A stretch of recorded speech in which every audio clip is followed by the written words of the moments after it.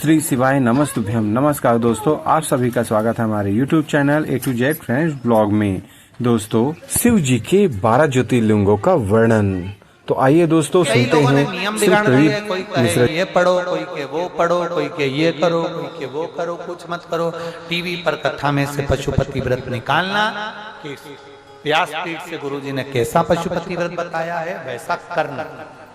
वैसा कई लोग बहुत फ्रॉड करते हैं, हमारा चेहरा बताकर, हमारी क्लिपिंग दिखाकर खुद नए नए तरह से बता देते हैं, तो वो भी गलत है। आप उसको कथा में बोलते हुए देखो, आप पशुपति व्रत का उसका विधान करो, दिखावे से मत करो, प्रेम से बाबा से करो। बाबा तुम्हारा हो जाओ, तुम बाबा के हो जाओ, ये भाव से। तारकासुर के 3 बेटों का वध कर कर भगवान पशुपतिनाथ बनकर विराजमान हुए, केदारनाथ बनकर विराजमान हुए। आगे वर्णन बड़े प्रेम से 12 ज्योतिर्लिंग का स्मरण पशुपतिनाथ के बाद में जो कराया गया है तुमरुका जी ने, उसका वर्णन। सोमनाथ प्रथम चंद्रदेव को काया का रोग हो गया, चंद्रदेव दुखी हो गए, काया रोग। देवर्षि नारद से कहा मेरी काया का रोग है, मैं क्या करूं? कहा जाओ शिव की आराधना करो। बालू रेत का शिवलिंग बनाकर चंद्रदेव ने शंकर की आराधना करी और काया का रोग मुक्त हुआ। शिवजी चंद्र को अपने मस्तक पर धारण किया। शिवजी का नाम सोमेश्वर महादेव। अगला वर्णन आया है श्री मल्लिकार्जुन। कार्तिकेय बाबा जब रुष्ट होकर चले गए तब बाबा ने उनको मनाया है और लेकर आया, तब मल्लिकार्जुन के रूप में विराजमान। तृतीय में महाकालेश्वर दूषण नाम के राक्षस का संहार करने के लिए भगवान प्रकट हुए, कालाधिपति बनकर प्रकट। फिर वर्णन आया है विंद नामक पर्वत के तप करने पर भगवान ओंकारेश्वर बनकर प्रकट हुए हैं। फिर वर्णन आया भीमाशंकर केदारेश्वर, नर नारायण के तप करने पर भगवान शंकर केदारेश्वर बनकर प्रकट हुए।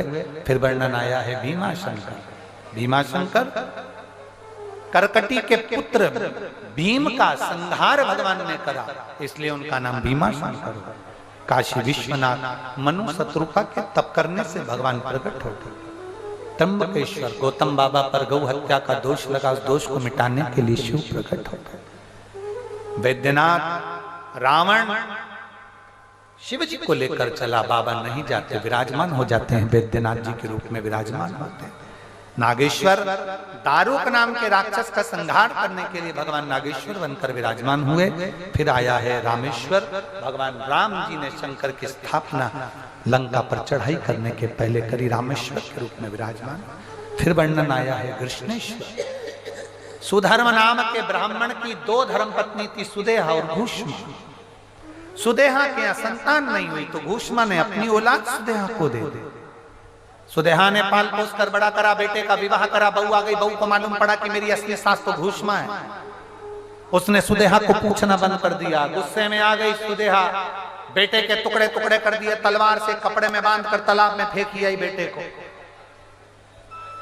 जब तालाब में बेटे को फेंक कर आई, घोषमा भगवान शंकर के मंदिर जाती थी, पूजन करती थी, शिव पर विश्वास करती थी, 1 लोटा जल चढ़ाती थी। शिव जी से उसने कहा बाबा मेरे बेटे को देखा मैंने, 1 महीना हो गया, दिखता नहीं बाबा, मेरा बेटा मुझे नहीं दिखता। 15 दिन पहले मरा हुआ बेटा, 8 दिन पहले मरा हुआ बेटा तालाब में से जीवित तैरता हुआ बाहर आ गया। वो कृष्णेश्वर महादेव बनकर विराज। शिव साधारण नहीं है महाराज, भगवान शंकर साधारण नहीं। अकाल मृत्यु वो मरे जो काम करे चंडाल का, और काल उसका क्या बिगाड़े जो भक्त हो महाकाल का। जो शिव की आराधना करता है, जो शिव की उपासना करता है, जो शंकर की अविरल भक्ति में डूबा रहता है, जो शिव तत्व में तल्लीन रहता है, उसे फिर दुख नहीं होगा। क्या दुख?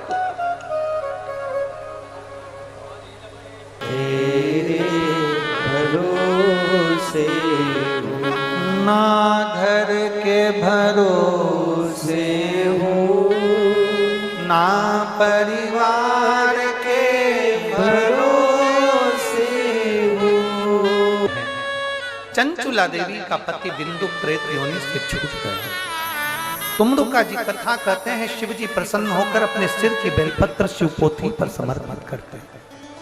बाबा देवाधिदेव महादेव ने तुमरुका जी से कहा, सुनो तुमरुका, कली काल में, कलयुग में जो शंकर भगवान की मेरे द्वारा प्रकट करी हुई ये शिव महापुराण की कथा, ये केवल पुराण नहीं है।